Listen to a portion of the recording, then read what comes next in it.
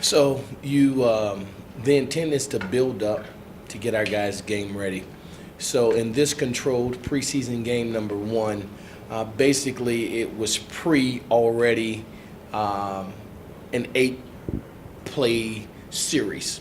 We wanted to see our team, our players, be able to go an entire series in preparation for a season that'll go to ideally offensively a 10, 12, 15-play series, or in cases where the defense was on the field, guys have enough resolve to be able to continue a series. So we started today.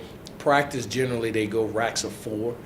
Today was the first scrimmage. They stayed in for 8 consecutive, and then we build up and build up and build up to a point where they're game ready. And so this week's practice will gear us even more so toward being game ready. And then we'll play a game on next Saturday, preseason game number 2, that'll involve every situation you could ever imagine, from 4-minute to 2-minute drill to take a knee to, you name, onside, all that good stuff, or could happen within the preseason game. And then that on the 25th, we'll do something similar but a little more controlled before we go into a game week preparation. So it was a big step in the direction of preparing our players for game. This week, we'll do the same next week, but more game-oriented by situations. I think Jared is coming along right where he left off. Had a great freshman year, and Yanni is a holder, and we're bringing in a new snapper with Grant Merker coming off injury last year. And I think they've developed a lot of chemistry. And so we know he can kick it well. Now we want to build around him and definitely have to protect for those kicks. You saw Les and Josiah running down on coverage. Yanni, even with the heavy ball, had some nice punts, I think 40, 45 yards. And then you look at the covers behind him, knowing that Josiah and Les Moore are running down in coverage. And then you add Stanley Dye, Blaze Moorhead running down as some gunners. Those names you're going to hear with the defensive coaches, Coach Rollins, they're all starting on offense or defense. And as well as Yanni punts, we have to cover it. And then you think about the big guys that are protecting it, Balin Baker and David Anzadula in the shield, and he can't get the punt off if we're not protected. So again, you build around those guys with those big bodies to kind of give them the confidence in the back that you'll be protected, and when we punt the ball, we'll be able to cover it.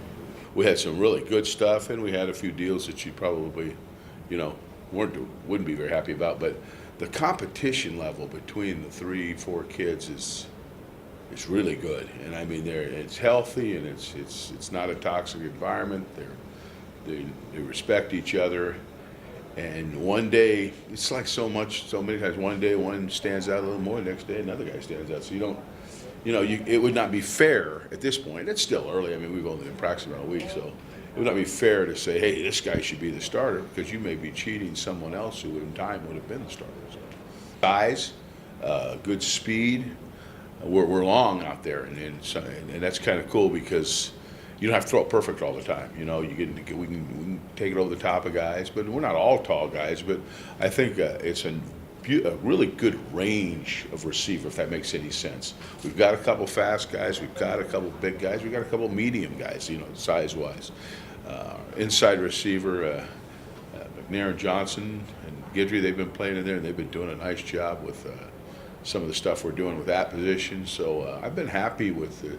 I've been happy with really the overall talent level. Our biggest issues, we just have a lot of kids that haven't played much, and there'll be growing pains that go with that. But I think skill set's pretty good. You're facing some Power 5 offenses out of the chutes, as you know, here in Arizona State and Baylor and K-State. I mean, I guess you're going to get a pretty good thermometer pretty early of what your defense can do. That's absolutely right. So, and we're excited about the opportunity to go out there and face the quote-unquote Power 5 defense and Power 5 offense.